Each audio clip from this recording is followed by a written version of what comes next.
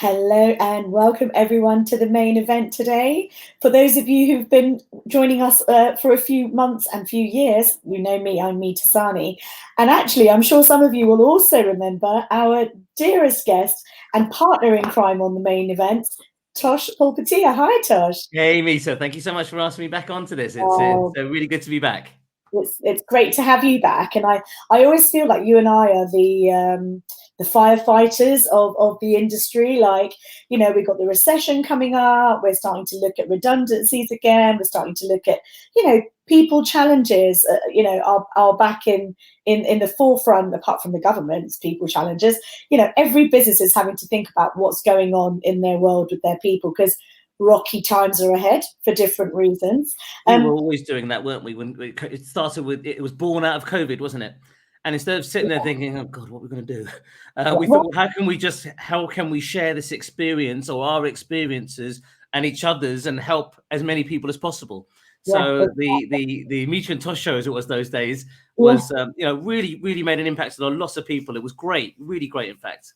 Yeah. And now we are TMG, I see, with the new logo. I love it. Thank you. Well, we're the main group. We are Talent 360 consultants. We are here to help all of our business community here on their whole talent journey, whether hiring, retaining, consulting, or, sadly, sometimes when they need to be exited as well, where you come in. So doesn't need to be sadly, which is what we're going to talk about today, right? Indeed. I think today's topic is key. So just before we jump into it, I thought I'd do a quick bit of housekeeping.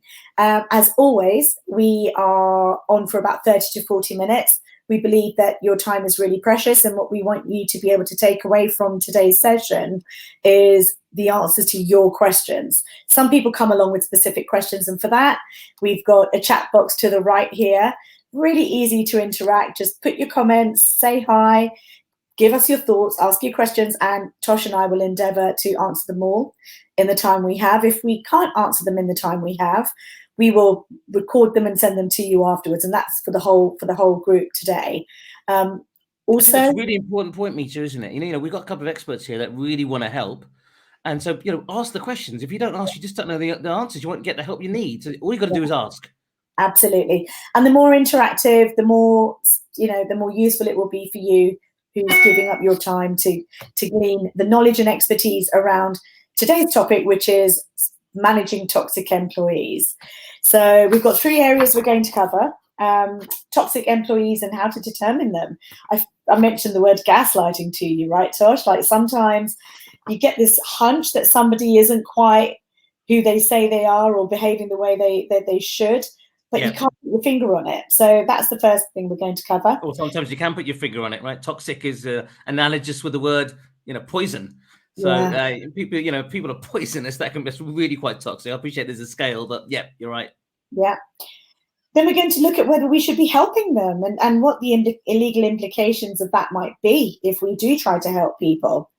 But I think the biggest thing that Tosh and I found when we discussed this topic was that we spend so much time in headspace thinking about the problem kids and the challenging toxic employees that, I never believed in the bad apple analogy, but it's true. One bad apple can rot the whole bunch. And it's so important to think about, how to focus your energy on making the good ones great rather than the difficult ones who don't fit sucking up all your time. So that's that's the third one. And then obviously it's very hard to let people go, good and bad, if you don't know that you're going to be able to replace them. So our last little element, and which we'll probably run through the session today anyway, is how to find the right people for your business.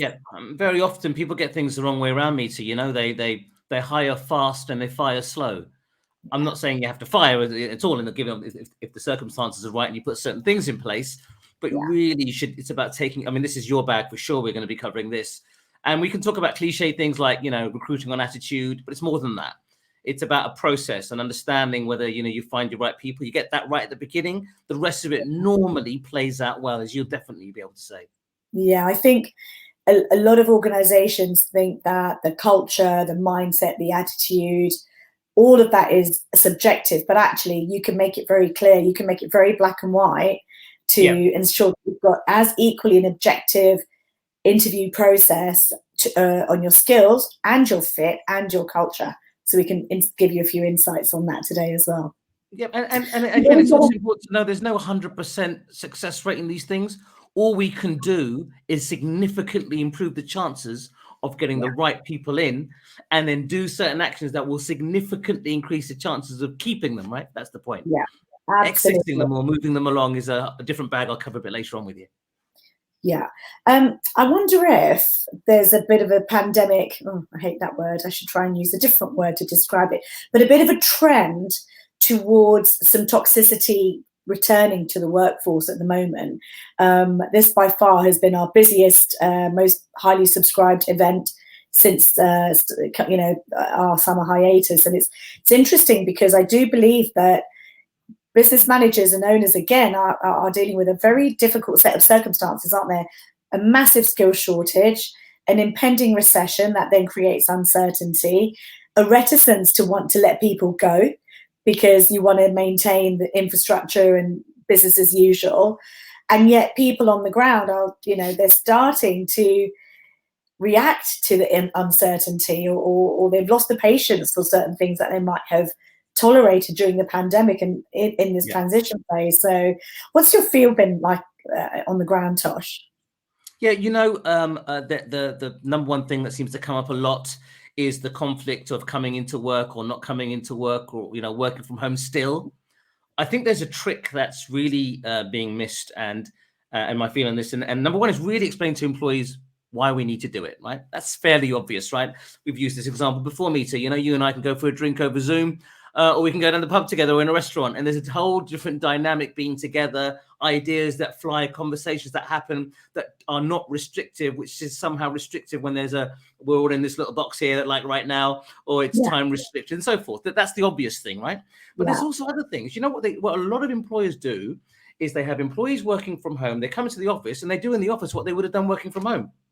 Well, what's the point? If they're just going to sit there doing their Zoom calls or with their earbuds in, where's the value in doing that? Is it just to get the bums on seats, so to speak? Well, how about we do other things when we're actually together? Stuff that's interactive, blue sky thinking, planning, strategies, all those sorts of things. But a lot of people are not doing that. Yeah, absolutely. It's all the things that businesses were able to take for granted because they had people in 5 days, the odd work from home, but it didn't require that preempting, pre-planning, and real strategic thinking about what the space and the environment things. We actually did a training session for an organization around successful hybrid working. And I was delivering that with Carly, our director Carly, who's been on some of these sessions, and her lesson for remote working and hybrid working was, you need two routines. You need one mindset when you're going into the office, and you need a different set of mindsets and processes when you're working from home. And it was like, okay. And even though I teach it, I train it, I discuss it, I advise it, hadn't really looked at it in that simple of terms. And, toxicity, you were talking about the meaning of toxicity. What did you say that was? Toxic is a similar word to toxic as poison. Yeah. Something poisonous. I was Googling it actually to feel, what can we actually define it? And they said a toxic person is anyone who adds negativity and upset to your life. They tend to be people that, drama kind of follows them around. I guess everyone's going to recognize who those people are. Perhaps they're manipulative. You used the word gaslighting when we were offline a minute ago when we were talking about this. Manipulative in situations, in the way that they're operating, judging other people, gossiping, and I would say majority of the time, I'm going to say 10 out of 10 times, they don't see that they're the problem. Yes. Why would they? But we also discussed that the toxic people have their own baggage. There's a reason they are the way they're made up. So that will probably lead later on when talking about how you can help them. But gosh, it's not just it's about the whole workforce. You have a bad apple and it brings the whole morale down. Everybody's not feeling being pressurized, feeling that they're not performing or productive in the right way. And what happens is that often that toxic person might be the highest performer.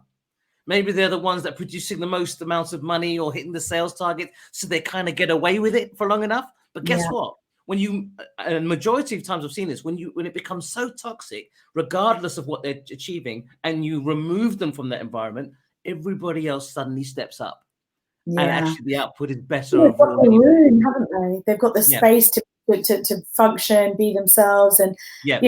our question around what a toxic employee is and how to determine them, I think starts by an organization establishing what they stand for and why. And that brings me back to culture. And the best time to define your culture would have been on day one. If you haven't, or it's been left to gather cobwebs a little bit, then the next best time is now. And what that is about is really understanding with your people. We actually do little culture strategy sessions for companies. We can design it and you can implement it on your own, but it's right down to the basics of get your people together, get them talking about people they value and why, people they would cross the street to avoid and why, and to do the same exercise with businesses and organization and collate all those words and look at the word cloud and look at which words are most prominent and more frequently used. And it has to be from management, seniority, board, right through to the newest person in the post room. It's got to be an alignment where people understand what the culture is, people understand values and behaviors that are and aren't accepted. So you can't just put the culture on a page and put it on the walls. It's got to be discussed. How does that look like in our company? How does that cut value? So, for example, the main group value system is our cornerstones of culture: greatness, integrity, clarity, and energy. But actually, how do we demonstrate greatness on a day-to-day basis? Those are the questions, and where you pick up the "we will not accept" list, then agree, what does that look like? And then it becomes about for the people, by the people, and we tie that up with ambassador awards. So we say every month or every quarter, whatever's suitable for your business, do a survey for the people, by the people, where everyone nominates their ambassador and the why, aligned with what the culture is. And that means that it's really easy to determine when an employee falls outside of the required behaviors and value system. And then you can start to understand what's doing it. You mentioned about, I had my own set of descriptions. There can be a passive aggressive toxic employee. So there could be bad apples who actually just are unhappy, but they don't affect other people. But then the toxicity, they're the ones that actually ultimately bring other people down with them. And a bit more, Meeta, in the sense that you can have a great culture, and yes, you will identify who the toxic employees are, but you already know who those people are, don't you? It comes down to what you're prepared to indulge. How far are you prepared to allow that person to behave in that? You can talk about that in a personal relationship, a toxic personal relationship. How much are you prepared to indulge? What are your standards? How much self-respect are you going to have to allow these things to happen to you? Same thing in the work environment. What are we allowing this to happen? Well, why are we allowing it? Well, you indulge it in a personal relationship because maybe you think things will get better, or you love that person, or whatever else it is, right? You indulge it in a working relationship. Why? Because presumably they're bringing something to the table. Otherwise, you wouldn't let them get away with it. So I think people know it. We've got eyes, we've got ears, we've got common sense. We just possibly choose not to do something about it for whatever reasons until it becomes so damn painful. You just can't avoid it. You've got to deal with it. And that's the challenge, isn't it? It's dealing with it well in advance. It's noticing and not feeling gaslit, but having your standards that you uphold. And I think it's really important for businesses to say to people, look, we measure equally, and we look at skills and ability and targets and output, but we also look at your fit, your cultural alignment, and how hard you work to keep this a really safe and successful place of engagement and productivity. I'd be interested to know, people watching this, what their experience is. What do they identify as toxicity in the workplace? How do they handle those scenarios? Yeah, well, I've got some movement in the chat room, so thanks everyone for jumping in. Andrew said hi, Tosh. So hello, Tosh. It's good to have you back. Egley asked how we would deal with toxicity that comes from senior management, and that's a real toughie. Egley, I would say that if it's coming from your senior leadership, it's perhaps, whether it's an external coach or it's a chat with some feedback to say, can we understand where this is coming from? I've noticed this. I know it's not what we want for the business. Could it be a misunderstanding? It's very difficult to accuse senior leadership of being toxic, or you could have a workshop and say, really important that senior leadership are leading by example. Let's have a brainstorm about what toxic behavior looks like and how we don't want, that feeding through to the rest of the group. So let's make sure we get our behavior at senior level right. I think language. I think language shapes behavior, Meeta. I've used that phrase a lot. And Andrew just mentioned it just now. I see on the chat there, it says people won't accept responsibility for their behaviors. Yeah. And in terms of if you're looking at a senior manager, try and have a grown-up face-to-face conversation. If you're going to say, hey, I'm finding you really toxic, they're probably not going to accept it. It's probably not going to work. But if you can go through examples of, look, this isn't working out because of this, and you can understand the mutual benefit, try it. If it doesn't, the only way to resolve it internally is to escalate it with a decision maker that can make a difference. And obviously, if they see the value, Meeta, if it was your team and somebody was complaining about a manager and they tried to deal with it directly and it wasn't working, but then they come to you and it's reasonable, or even if it's unreasonable, what are you going to do about it? Yeah, I think it's absolutely important to have that definition of acceptable behaviors and culture as soon as you can. And I think getting execs and senior management involved in that, they will realize themselves that they are not upholding the standards and behaviors, and hopefully that will start to align them in the same direction as where the business is going and where the people want to go, because people are going to leave. That's the hardest part about senior leadership when they're toxic, is that you will not retain people, you will not attract people. Part of our coaching when we're doing a recruitment process is training or teaching how to interview, because it's important that people understand you have to sell the best version of your business when you're doing an interview, not just sort of throwing out some questions and thinking, I don't like this person, I'm not going to give them the time of day.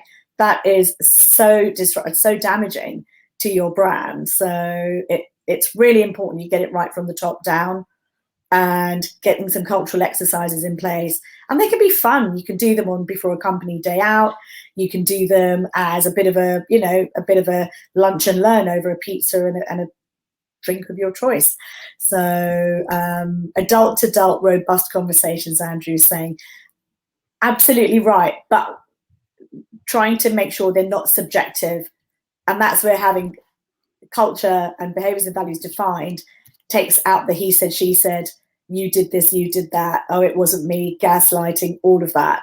It brings the conversation to we have a responsibility to behave in a certain way and to give this experience to people. Everyone has that equal responsibility. It could be even very subtle things like Nimra has just said about poor attitude towards work, taking instructions, judging. Hi, Nimra, by the way.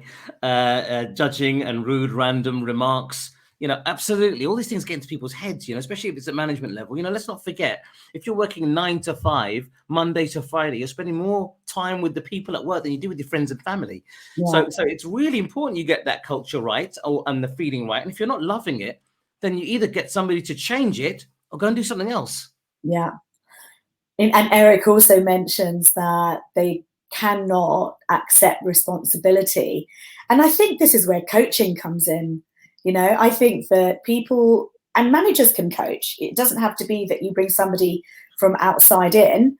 Sometimes I think it's quite valuable to say, look, I'd like to work with you, but I also want to make external support available for people to be able to hold a mirror up and to understand how their behaviors are affecting themselves and holding themselves back, but also their people around them. Without a doubt, so many people that demonstrate toxic behavior will have brought this in, whether it's from childhood and not being corrected, whether it's from other jobs where the environment was toxic, and you don't know what you don't know. So until you start to get the feedback of, hey, listen, are you aware what your behavior is doing? Some hopefully will be like, wow, I didn't even realize that. I'd like to improve. Yeah, that's what I thought, Meeta. Eric's got a good point about I'm willing to see how they're affecting others, but actually, maybe sometimes they may be coming across, or the impact is toxic, but maybe that's not what their intention is. Again, sometimes it's just about context, isn't it? A lot of employees might think that managers are, overbearing, and the flip side of it, the managers might be thinking that employees aren't working towards the goal that they want to, it's the same situation, different language, different lens that they're looking through. But, you've got to hope that you'll give them the opportunity to see what they're doing, and then they want to change, because most people are naturally good and they want to do good. And if they don't, well, at least as an employer, you give them the opportunity, and then you can take other options, right? Yeah, for sure. And Heidi has just asked for a recording. Yes, absolutely, Heidi. We will be sending out a recording of today's session after, probably a bit later in the day. We also make all of our webinars available on LinkedIn, on YouTube, if you want to watch. And if you just want to listen, we put them into Spotify as well. So many different ways to pick this back up, but also a great way to get a message across to somebody who, especially senior leadership, to say, listen, we might want to, think about this, thought you might be of interest. So, it's there's many ways to glean the knowledge and expertise from here. Yeah, and you know what? A lot of the thing, Meeta, we certainly did this in the past, and certainly I'd like that to come from anybody that's listening to this, is it's not about textbook stuff. It's about stuff that's grounded in working in the trenches for over 20 years. It's really understanding what works, and a lot of the things that we're talking about actually isn't about what's necessarily grounded in the law. Wow, a lawyer said that. It's actually about influencing people. What do we need to do to influence them to do the right things? What do they need to see, hear, feel? What are we putting in front of them? What are we putting around them to guide them in the way that's the right direction and the right outcome you're looking for? That's really what this is about. Yeah. And I'm a firm believer that every organization, especially if you're in this room, you want to impact and drive your organization's success and happiness in the right direction. You're not sitting here reacting to what's going on. You've got a plan. You've got an objective. So hopefully we're speaking to a world of, converted mindsets on this. And it really comes back to that closed mindset versus growth mindset. And I think toxic people have a very closed mindset. They can't see their mistakes. They're not willing to be open to looking at it a different way. So if you have done that and people aren't willing to accept responsibility for the impact they're causing, how would you deal with it from there, Tosh? Well, there's a number of ways. And this comes on to one of the topics about how to move people along necessarily. The first thing comes back to what I said a moment ago, which is have a grown-up conversation. I say grown up, I don't mean that in a patronizing way. I'm saying let's just talk straight face to face what the situation is and give an opportunity to just have a conversation, which doesn't require formal process. Okay. No formal process, just a chat to say, look, this is what's happening. This is what the issue is. How do you see it? Get them to talk first. It's Stephen Covey, right? Seek to understand before you seek to be understood. So get it from the other person's point of view first, so you know exactly what you're dealing with. And then you can perhaps see them because they've been heard. And then perhaps you can talk them around. Well, do you think maybe there's a small chance this is how that person is taking it? Do you think maybe if we did this would work? Or what do you think would work, maybe perhaps to change this environment? So, that kind of dialogue, that kind of, and I know that's very much your kind of language, Meeta. That kind of dialogue will then create a nice open conversation which works together with the common goal of being able to achieve that right environment or resolve that situation, right? That's one way. Another way is formal process. Legal liability, tribunals, these are all the things where lawyers get involved, or clients, companies get lawyers involved to avoid what the legal aspect is. But there's lots of ways to resolve it in the way that we're talking about during this particular webinar that doesn't require that. But if you've done that, if you've done the grown-up conversation and really tried to make it work and see it from the other person's point of view, one option is you take formal processes, right? The idea of disciplinary processes is not punishment. The idea of disciplinary action is to let employees know, where apparently it's not obvious, what is or isn't acceptable, and also what the consequences are of that. So typically, most people, everyone here will definitely, that's watching this will know, there's a disciplinary ladder, right? I'll give you a verbal warning, do it again, I'll give you a first written warning, do it again, I'll give you a final written warning. Well, I've warned you 3 times now, so you're out, is the last time. So that's the standard formal way of doing it. Yeah. I think there is another way, though, if you've reached the end of the road. Do you want me to cover that now, Meeta, or a bit later on? Yeah, no, please do. Please do. So you know what? If you've tried those things, or if you're an employer, Nimra will know this. We've discussed this in many cases where we've worked together in the past. Look at the law is not about what you can and can't do. Okay, there's no law that says you can't do anything. Every single law says. Every single law says that there's a consequence for doing it. Right? There's no law that says you can't break the speed limit. None. It says that if you break the speed limit, you'll get penalty points or a fine or whatever, right? So that's why most people are probably prepared to break the speed limit, because they're prepared to take the consequences, right? Same thing with any other crime or law. So, it's whether you're prepared to take the consequences. So when you know that, it doesn't, what happens in these disciplinary situations, Misha, is it becomes very adversarial or personal. You're rubbish, you're this, you're that, you're toxic or what have you. It doesn't have to be that. So when you understand that the consequences, for example, of firing somebody or dismissing them in an employment tribunal, if the consequences of dismissing them unfairly is up to a year's pay, but it's subject to and that's capped at 90 grand, but it's subject to their ability to get another job. That's the bit to focus on. Subject to their ability to get another job. So it doesn't mean when do they get another job, when should they be able to get another job? Well, there's lots of ways to find that out, Meeta, which you're going to obviously talk to me about in a minute, which we work together a lot on. But predominantly, you can find out from companies like TMG or from TMG to find out exactly what the likelihood of that person getting a job is. Now, what happens? So you have a conversation with the person, and you don't need to make it personal, but it's not working. Just because they're not a right fit here doesn't mean they're not a right fit somewhere else. So why can't we help them move them along to another job?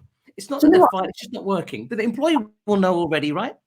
Yeah, I always start conversations like that, or advise when somebody is having to deal with it, to say to people, it can't be nice for you to come to work every day feeling like you're failing or you're unhappy or that the system doesn't work to your rhythm. Nobody wants to come to work to fail, right? In the basics of human spirit, there are, apparently I was reading some stats about, there are 4% of people who just like to make trouble. But looking at the greater percentage of the workforce, I think people almost want to have that ability to say, yeah, no, it's been too hard. I want to find a way out. You know what they're thinking of? I've got bills to pay. I've got kids to feed. Or when will I find another job? Well, you don't have to worry about that if you're already helping them move them along, right? And what do you think that employee will say when they leave? Wow, you know what they did? They helped me find another job. They weren't horrible about it. What do you think the other members of your team are going to say? You know what? They look after the people, even if they don't fit. So you don't have to. I appreciate you don't always have control over it, Meeta. The employee might not play ball, but at the beginning they won't play ball because they're just thinking they're getting fired. And they're thinking about their consequences. Gosh, well, how am I going to cover these costs and what am I going to do and etc. But then our job has to be to start filling those gaps in. And when you start to fill those holes and they see that you're genuinely trying to move them along, it isn't about the legal liability and all the rest of it, because you've done everything you could possibly reasonably do, right? Yeah, and there are two tools that you can utilize in that. One is the employability report that Tosh just mentioned. For that, we do a sweep of the market. We research what's going on out there in the working world based on an individual's background, expertise, experience, education, and we predict how long it will take for that person to find another role based on the role type, geographical location, whether they're willing to, take a pay cut or, what they're looking for next. But we can put in a timeline up to 2 months, up to 6 months. We can, very clearly define how long it would take somebody to find a role. So again, if somebody is thinking about a settlement agreement, that can be a very objective conversation rather than I want this, no, we don't want to give you that. And that all unravels collaboration, even in exit. There's another layer to it, Meeta, as well, which is we can introduce the employee to you. There's a report that covers it. This isn't some made-up report based on some theory about something. It's actually looking at what the nature of the market's like, what availability there is as far as the crow flies, or whatever the factors are that are involved. And then guess what? Get that employee to say, well, look, this isn't just a report. Don't even give them the report. Let us put you in touch with our recruitment contacts, which is what we say. And they will tell you that this is real, because they don't know what to believe right at the moment. They're still hearing the words, I'm being fired. So we're moving them along. Yeah, and I'm probably going a little off piece, but even when there are redundancies, same thing. We do outplacement support. We say to clients, don't just say you're out. We say, unfortunately, because of all these circumstances, you've been made redundant, but we want to support you in helping you transition to your next role. And hopefully people appreciate that level of investment you make, even when they're no longer working for you. A little goes a long way. So in terms of talking about identifying toxic people, I think we've definitely covered that. I think how to deal with them, I think we've definitely touched on that. I mean, I could talk about this to you all day. And Nimra saying, we also dealt with, should we help them change? Absolutely, we should. We should give them the opportunity. But if the writing's on the wall, the writing's on the wall. Let's again, excuse me, be grown up about it. If you know it's not going to work, it's not going to work, in which case we take the other options. You know, the majority of the time, Meeta, with these things, all this information is available on the internet, right? But it isn't about the information, it's about the execution. It's just knowing what to say, how to say it, what to do exactly that will actually make them see that this is the right way to go forward, rather than a painful process, which, remember, if they go to an employment tribunal and even win, they would still only get what it is in terms of loss of earnings, which your employability report would show anyway. Yeah. So whether that's a month or 2 months or what have you. So it's in their interest to take that up. Yeah, absolutely. You've got to see it. And this is, I think, where anyone watching and thinking about what they've got in place, and what. So I was just looking at the chat box there. Nimra, thank you. You just also saying that employability reports are really useful in any times of employee dispute settlements. And yeah, we try to get them done quickly because we know how. You don't try, you do. Oh, thank you. Really quick turnarounds, yeah. You know, for us, it's about positive footprints, but, you know, working like any relationship, an employer-employee relationship is also built on trust, confidence, and alignment of objectives and outcomes, right? So when that doesn't work, it's not anyone's right or wrong, it's just not right for each other. And if you can agree that and help try and work towards positive footprints in the exit, let me tell you now, Glassdoor anyone can put a status, a review on Glassdoor about your company, and they may have had the best time with you for years, and then right at the end may have felt unsupported in the exit and will end up putting a negative review. And from the side of our business that is doing recruitment and attraction, we know that employees, just like employers look at social media, employees will look at Google reviews of businesses, Glassdoor reviews. So wherever you can, remember about the impact on your reputation. And toxic, it's like trust, isn't it, Meeta? It's like trust. It can take years to build and 5 minutes to break. Yeah, and toxic employees, unfortunately, usually can be litigious, can be very defensive. So when you talked about changing them and helping them, I think we absolutely have to, because again, there might be an underlying problem that we're not aware of. We need to coach them and support them as managers to understand where they're coming from. And then you establish, is there a bridge that can be gapped, or a gap that can be bridged, or are we too far apart, you know, to meet in the middle? It's not about going over the top. It's not about indulging every single person's personal scenarios. There's a line somewhere. You have to decide that as an individual how far you're prepared to go. Yeah. But you know, as businesses, you don't have to tolerate those sorts of behaviors, but also understand why is it happening in the first place? What have you allowed to be tolerated? So it can always be addressed. There's no issue of it. It can be addressed very practically, and it doesn't have to cost a lot of money or a lot of time. It's just understanding what to do, how to do it, and why you're doing it, and letting the employee know that. Absolutely. And the point about keeping the good ones and moving on the ones that don't fit, for me, comes back to really great management and coaching. Keep notes, do feedback forms, do 360 feedback forms, you know, so not just feedback from the ground about the company or from the ground about teams, but when someone's having an appraisal process, do a 360 appraisal. How is that person perceived by their peers, their juniors, their seniors, but from stakeholders externally, internally? You know, get a full rounded understanding of each individual, because again, that way you're dealing with facts and not subjective opinions. I'm a firm believer, or sometimes I talk to clients when they're talking about hiring somebody, and we know how challenging the quest for talent is at the moment. But I remember a client who said, yeah, we love this candidate, we're going to offer them, but we're currently exiting the other one. So that's going to take about 2 or 3 weeks, and then we'll hire this one. And it's a case of, well, you're not, in 2 or 3 weeks, this person, if they're good, is going to be picked to the post on another role. So let's flip the narrative, spend a few days dealing with the person to exit, and let's spend that 3 weeks on onboarding this person, inducting them, getting them really aligned with your culture and strategic objectives, and get them winning. And that's a big issue with business, a real big issue. I think we were talking about induction processes, and how we're getting them right in the first place. And you'll definitely have better experience than me, but my experience, Meeta, is that people do an interview, and then they get the job or they don't get the job. Whereas there's different things to look at. One of the things we look at is they do an interview with the rest of the team that they're working with. Make sure it's a right fit. I appreciate you need to know that they've got the skills and the knowledge, or if they don't have the skills and knowledge, that they're teachable in that sense. That's certainly one thing. Another good thing to do is a written exercise to understand how they will deal with certain types of situations.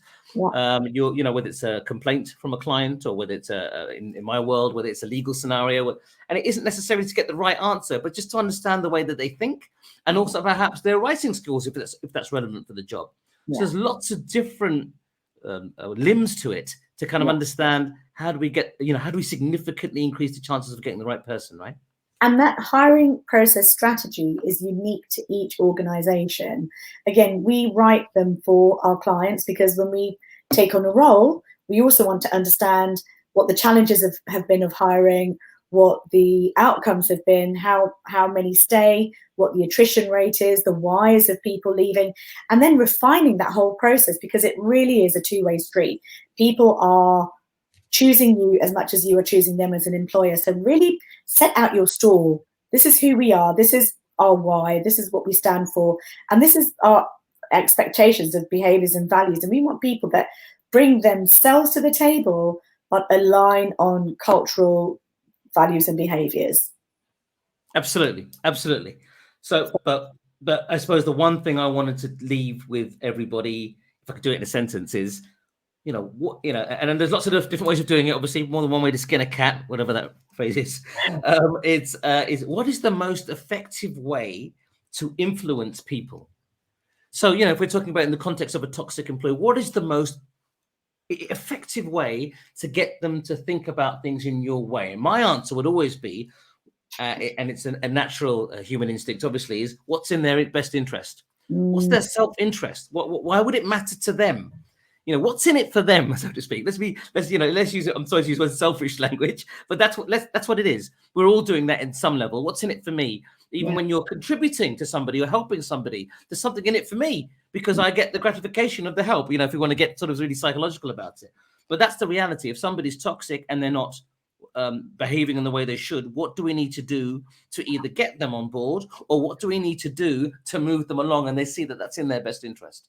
Yeah, that's the key message, I believe. Yeah, I have a phrase that I've adopted because I think it gives. Please excuse the background. That's my dog scratching to get into the office. I have a phrase that I feel probably needs feeding. That when people show you who they are, believe them the first time.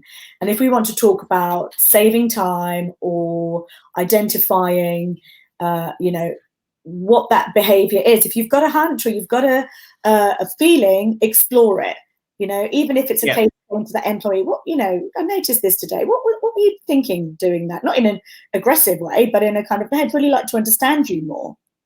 People appreciate that, Meeta. People giving a damn. Just actually exploring it, not just how are you? Fine. Platonics. Just, if you genuinely give a damn, you'll ask those questions, won't you? And I think for management in this hybrid world with the uncertainty we've lived through and are, living in with all the upheaval in the government and the economy, it's really important that we are the constant and the trust and reliability for our people, because the more that they can trust and rely on their work environment, the more they're going to commit and give back, Yes, absolutely. And we're here to help. And if anybody wants to reach out to me at Astute Law, Google us. There's no obligations. Happily talk you through any situation you're dealing with. You'll be easy to find me. I'm the only lawyer with my name on the planet, or do it through Meeta and get in touch that way. We're here to help. Otherwise, we're in the service industry. So that's got to be the right way to go forward. Very much so. We are on LinkedIn. You'll get a recording after this with our contact details.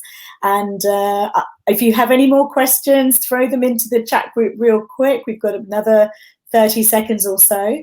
But just while we're winding things up for today's session, thank you everyone for your comments, your input, your thoughts. We are here pretty much every week, Thursdays at midday. Tosh, we're having you back in a few weeks. And we're going to make sure that our topics are really relevant, and at the time you give to the sessions in our webinars, that you will have tools and approaches that you can take away and apply immediately. That's our mission here. Yeah, and you know what? If you need help, you only have to ask. Really, and it's as simple as that. Don't worry about costs. Don't worry about any of those things. That's not even on the table. Just pick up the phone, email, ask, and we will find a way. And if we don't know a way, we'll know somebody who does. Yeah, for sure. Wonderful. Well, thank you, everyone. We're getting feedback to say that you found this really useful. So we're going to keep doing the sessions. Please keep coming along. And if you can't come along, but you want the recording, subscribe to it, and then we'll always make sure that we get a recording sent out to you. And feel free to share with your colleagues and network. If it's good for you, then it might be good for somebody else as well. And I want to say thank you for those who've joined as well. The webinar today, you know who you are, to come and see us and obviously support as well as learn. So thanks to all of you for coming along as well. Appreciate it. Indeed. Well, that's it for now. Have great days all, and we'll see you soon. See ya. Bye-bye.